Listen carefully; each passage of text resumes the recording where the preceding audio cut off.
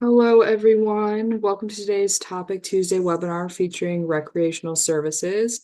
My name is Peyton, and I work as a graduate assistant within orientation services at the University of Iowa. Our webinar series features presentations by many different campus partners throughout the summer. You can see all of our webinars available and register for the future ones on the orientation services website. Today we will be using the live Q&A feature during this presentation. So if you have questions, please type them into the Q&A chat and our team will work to answer your questions through that chat. There will also be an opportunity at the end of the presentations where we can have our presenters answer your questions live. If you would like to access this material after today's presentation, you can find the link to our YouTube page on Orientation Services website, which is newstudent.uiowa.edu. At this time, I would like to introduce my campus colleague, Shay, who is representing the Office of Recreational Services. Thank you, Peyton. Thanks for everybody attending today. Like Peyton said, my name is Shay McMurray. I am the Assistant Director of Facility Operations for Recreational Services. What that means is that I help oversee the day-to-day of our flagship recreational facility on campus, the Campus Recreational and Wellness Center, the CRWC, or the REC, as a lot of our students call it shorthand. Today, what myself and Mallory, who will come in a little bit later in this presentation, are going to go over is pretty much what recreational services has to offer on campus. We're going to dive in and hopefully communicate to everybody that we are the destination for recreation for anybody within campus and our campus community. So just a brief overview of what we have lined up today. We're going to talk about our mission, and then memberships, facility offerings, kind of what we bring to the table and what sort of resources are available to everybody on campus. Mallory is going to talk a little bit about those offerings and then student employment, and then we will provide time for questions throughout the presentation and at the end. To kick things off, our mission is, of course, to provide diverse recreational experiences that encourage active lifestyles. So when people think of recreational services as a department, a lot of times people think solely of our big CRWC facility or intramural sports, and that's about it. What we try to do as a department is provide a wide variety and cover any sort of recreational needs that anybody on campus might have.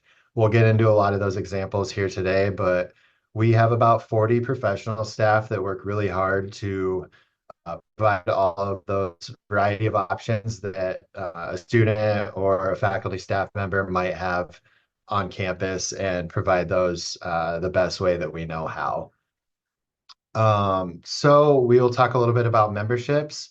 Um, the student memberships are primarily included in tuition and fees. So if your student is enrolled and is being assessed mandatory fees, things like recreation fee, student health fee, technology fee, things along those lines. The recreational fee will be paid and get your student access into our facilities. The membership does provide access into all four of our indoor facilities, which I'll talk about here in a second. It also covers things like group fitness classes, access to the aquatic areas, and things like that. You can see we do offer some additional membership types.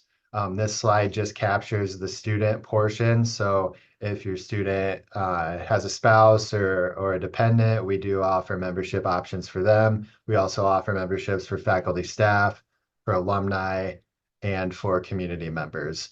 If somebody's coming to visit and wants to go work out with your student, we also offer day passes. Right now, that is $10 to attend to visit for the day, and that price will be going up to $12 for an adult here July 1st.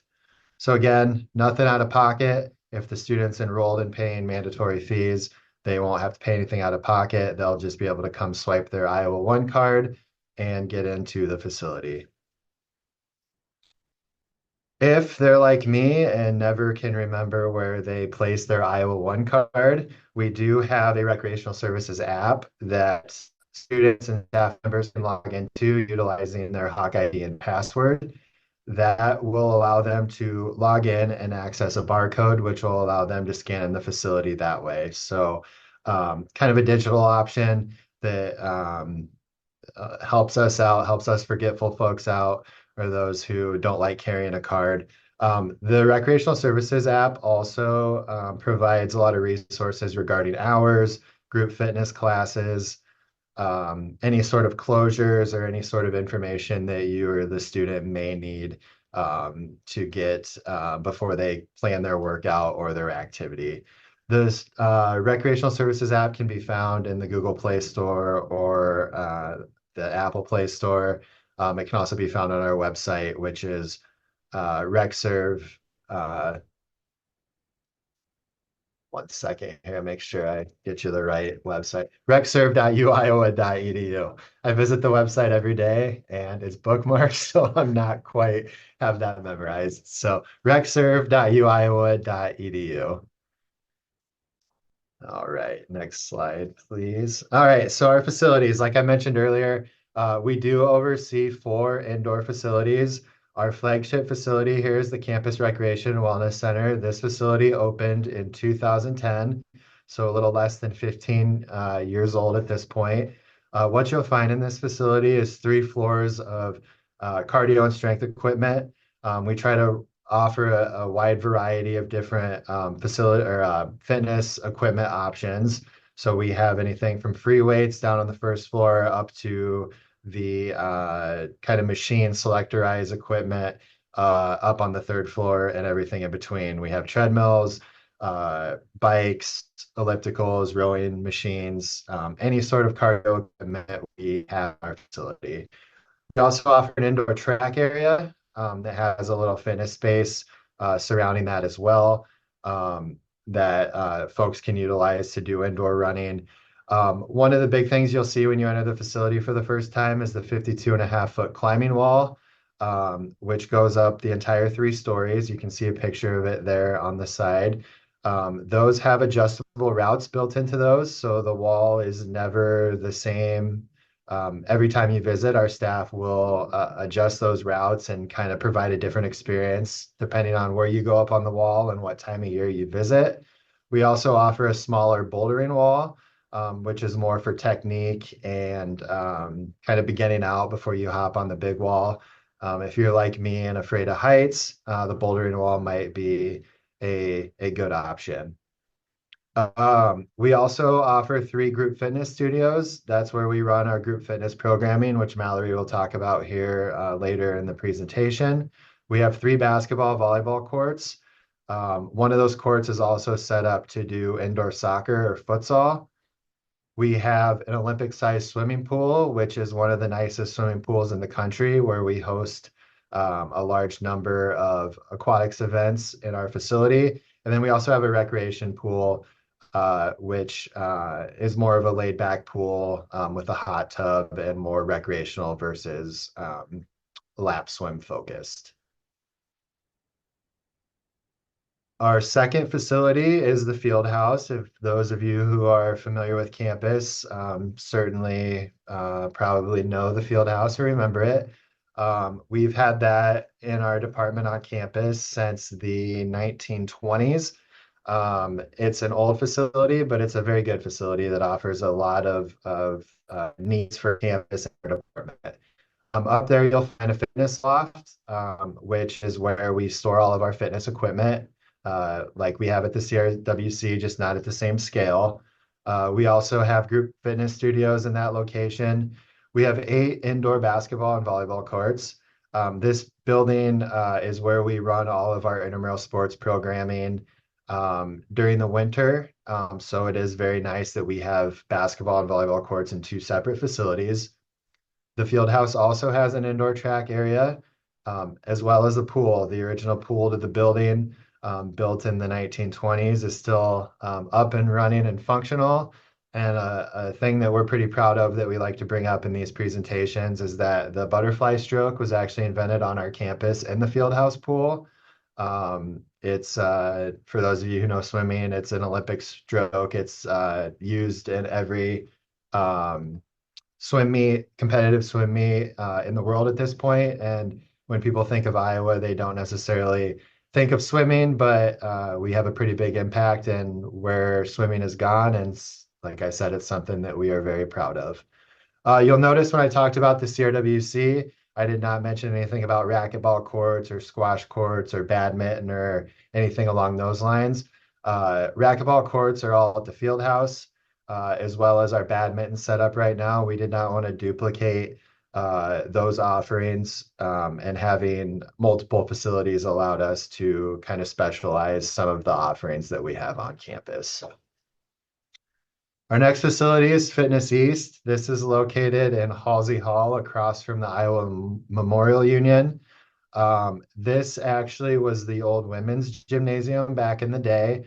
The picture you're looking at right now used to be the women's swimming pool. Sometime in the late 90s, early 2000s, we converted that over and filled that pool in and turned it into more of a traditional fitness space with fitness equipment. We have cardio, we have strength equipment, we have little areas for like ab work and things along those lines. It's a smaller facility, but it does get used. It's a less crowded option than what we have over at the CRWC. So if your student is living on the east side, it may be a good option, or if they're hanging around the IMU Hubbard Park area, it certainly might make more sense for them to visit Fitness East over at Halsey Hall. Finally, we have the Hawkeye Tennis and Recreation Complex, or the HTRC. This does hold a small fitness space as well, where we have cardio and strength equipment. But the main use of this facility is the 8 indoor and 12 outdoor tennis courts. This facility, like many of our facilities, is utilized by athletics. So this is where the tennis teams, the intercollegiate tennis teams participate. But we do allow for students and staff to use these courts as well. We also oversee 2 indoor turf areas at this complex. One is in a 100-yard field turf area, think football field size. And then we also have a smaller field hockey turf. Again, this is a shared space with athletics, but we do offer some programming out of these 2 spaces as well. That's it for our 4 indoor spaces. We also offer and oversee a variety of outdoor spaces. Starting with the Hawkeye Softball Complex, this is located on the kind of the main strip there in Coralville. So a little removed from campus, but this is where we are able to host our intramural softball leagues, as well as tournaments for um, our community and our sport clubs that choose to utilize those fields.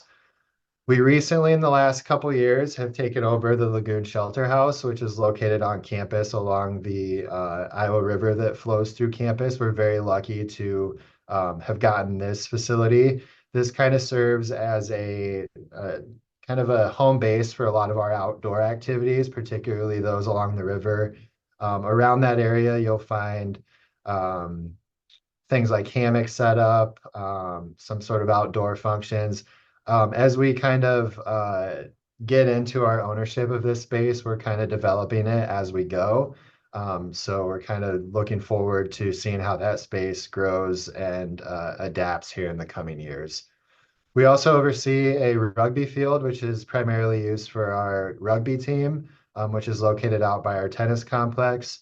And then we do oversee our Hawkeye rec fields, which have recently undergone a little bit of a facelift, which you'll be able to see in this video. When I first saw this video, it looked like it was computer generated, but this is actually filmed from a drone above. So you can see we have turfed one side of the field, the west side. We have 6 fields available for year-round flag football, for soccer, for ultimate frisbee on the west side there. On the east side, we did maintain natural grass, so we still can offer that as well. And then that kind of open grass space there next to the control building, you'll find some sand volleyball courts. And then on the other side, we are currently in the middle of constructing a challenge course area that will be used for group building functions for our campus partners, our department as well. All right, that ended up working out pretty well. Timing wise, I will kick this over to Mallory Valentine, who works for Recreational Services. Let her introduce herself and roll on with offerings. Thank you, everybody. Thanks, Shay. So, as you mentioned, my name is Mallory Valentine. I'm the Associate Director of Strategic Initiatives, which essentially means I do a lot of engagement with students in our community and a lot of the behind the scenes work for our department.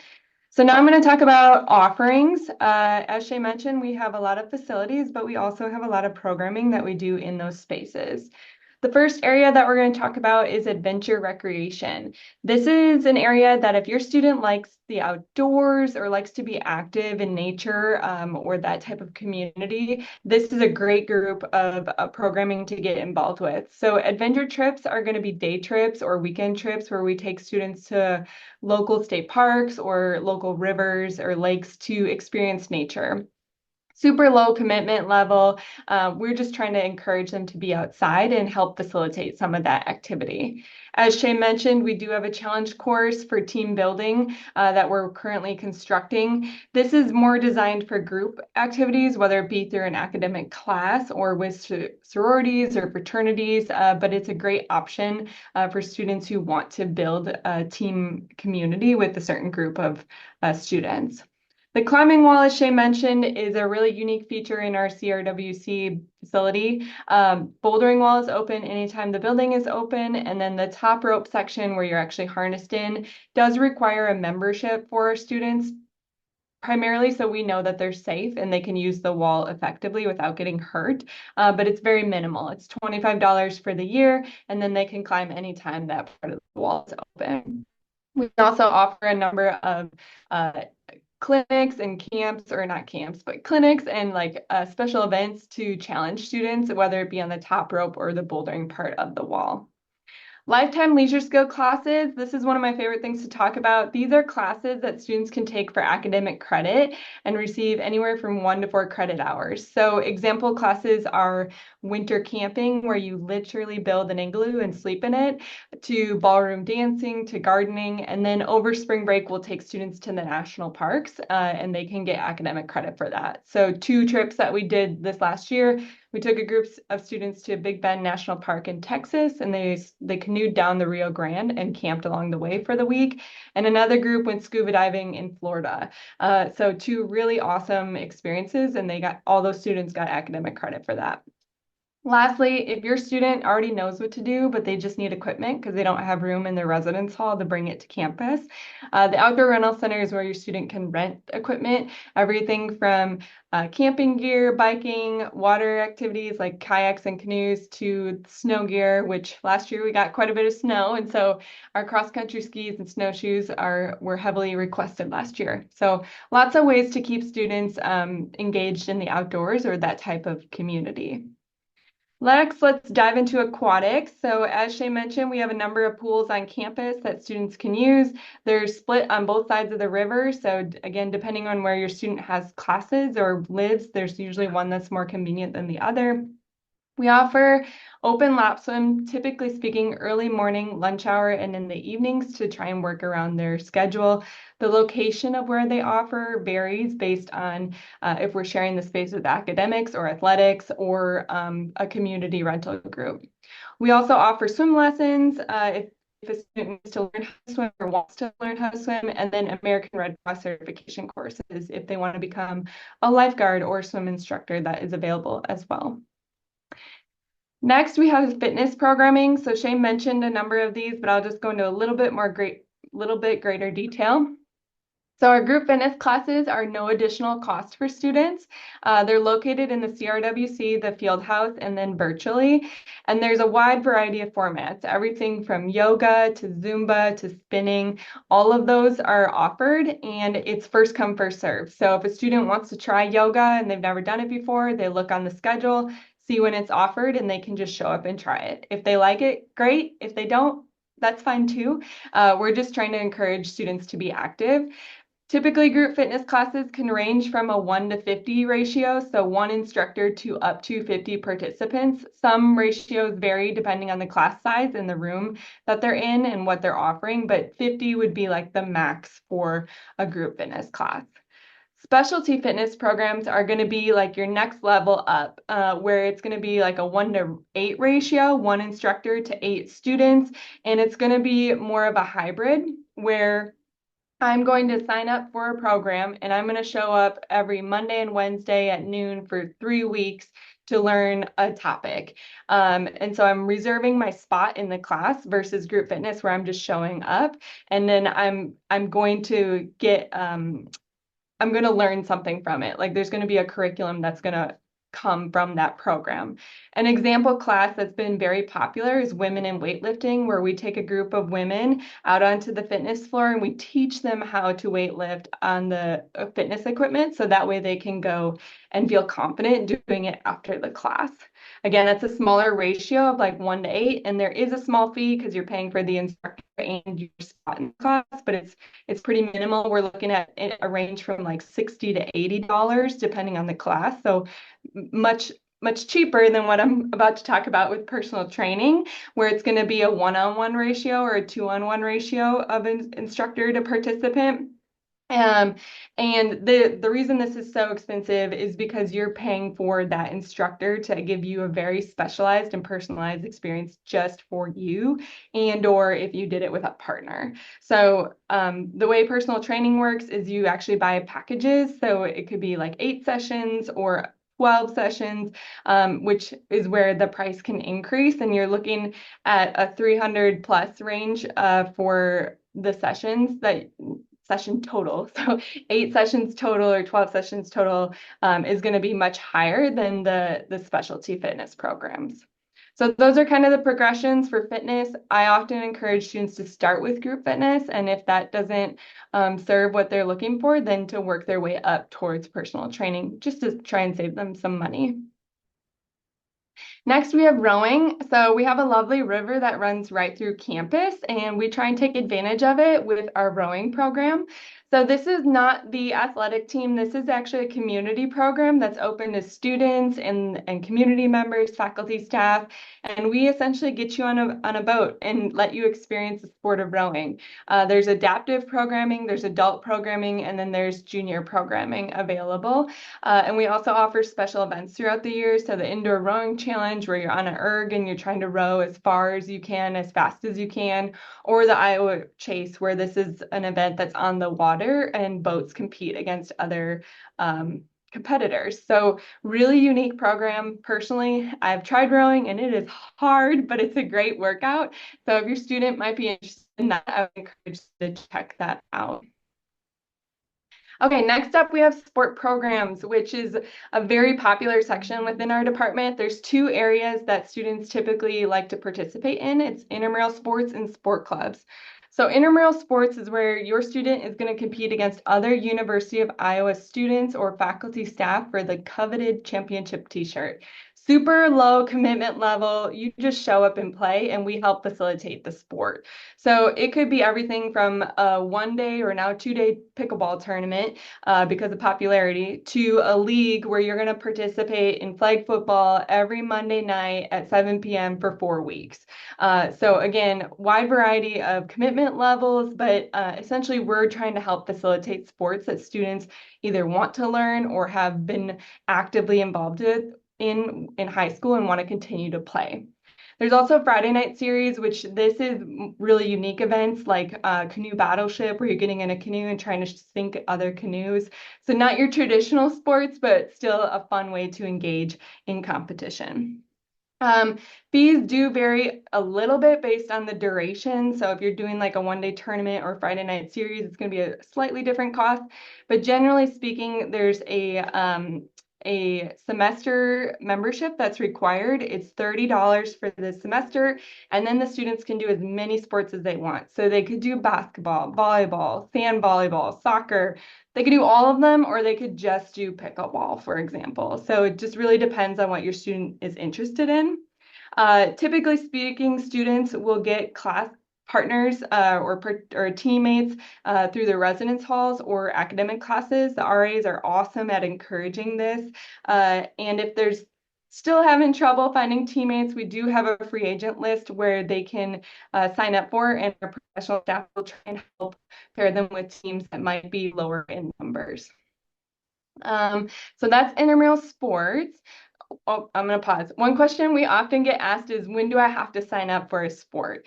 It's a rolling registration. And what I mean by that is our outdoor sports, so flag football, sand volleyball, softball, those all are going to happen earlier in the year when the student gets to campus, because we start the season right away to try and take advantage of the weather. Your indoor sports like basketball, indoor volleyball, those will happen later in the semester because we don't need to register right away because they won't start till October timeframe.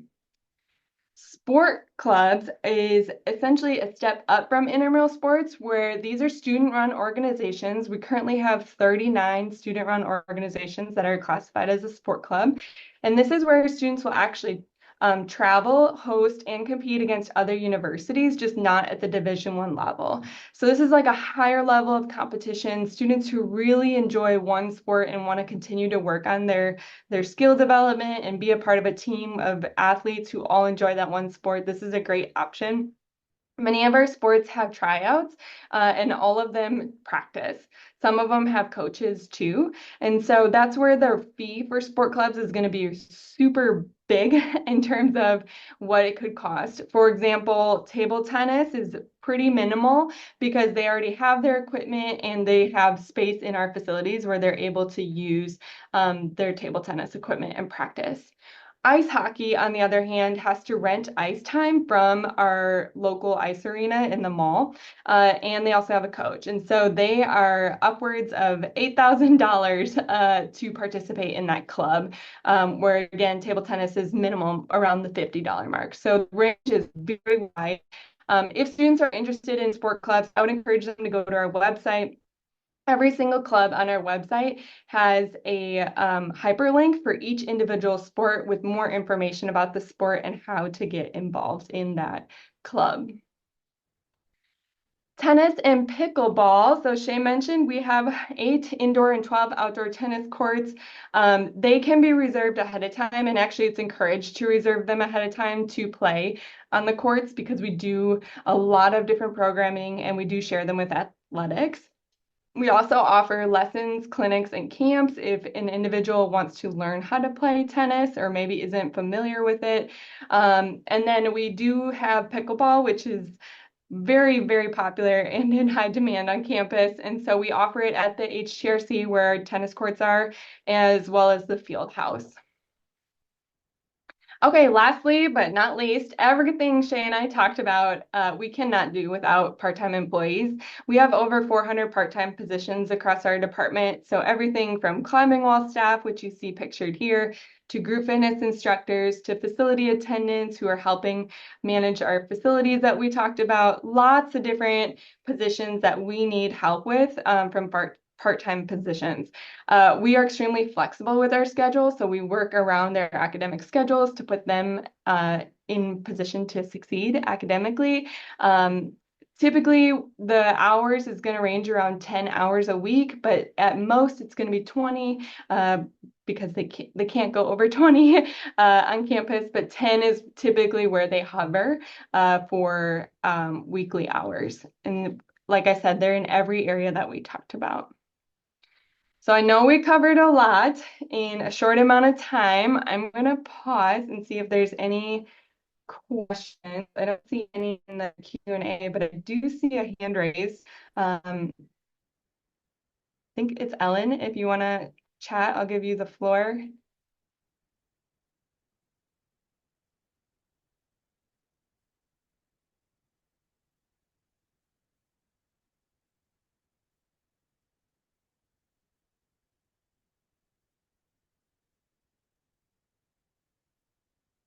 not, we'll hang out here too and answer any questions that you might have.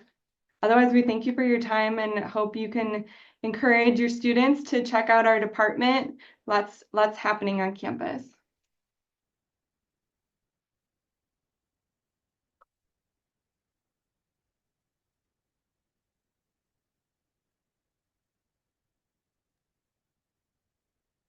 We have a question about the wrestling club where they practice. I believe they utilize the wrestling space over at Carver. Is that correct, Mallory? Do you know?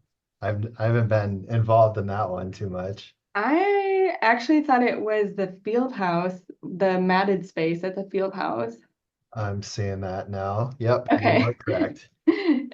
So there's a matted multi-purpose room at the field house that is where the wrestling club practices. Richard, you asked, do student-run groups have coaches or do students have to pay for them? So it depends on the group, if they wanted to hire a coach or not. And if they have a coach, that is part of the fees that they pay for. They make an agreement. So again, men's ice hockey chooses to have a coach and they choose to pay him for that. And so that's where some of their fees come from, whereas other clubs have a coach, but it's more of a volunteer part for that person. All of our student sport clubs are advised by a faculty or staff member on campus. So it's not like they have free reign to do whatever they want. They're still being consulted with a faculty or staff member, but some of them choose to have an additional coach as well.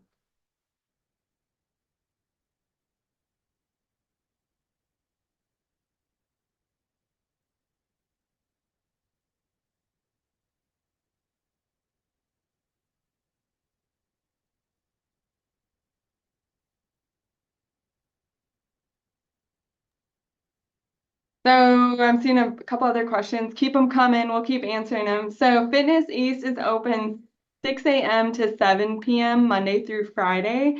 So it's not open all the time, but it's still a great alternative for the weekday options.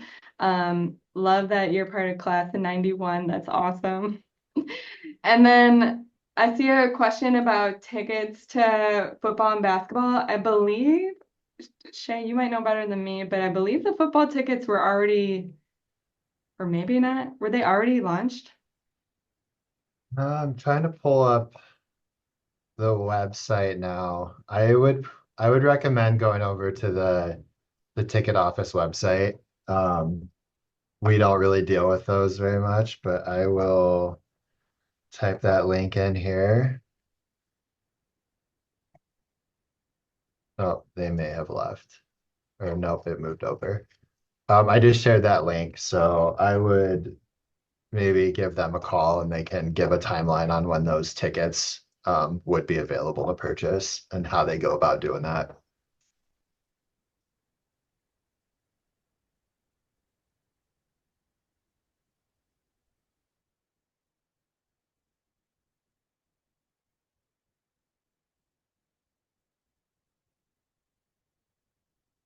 Any other questions?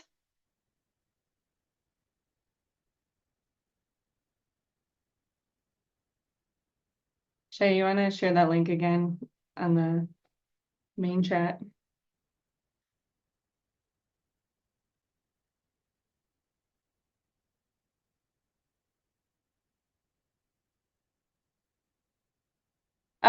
Group fitness classes do not have an additional fee. They're all included in the fees that the student is already paying for. So they can just come, they being students and or members. Like if you come and work out with your student for a day, anybody can drop into those classes and it's no additional cost.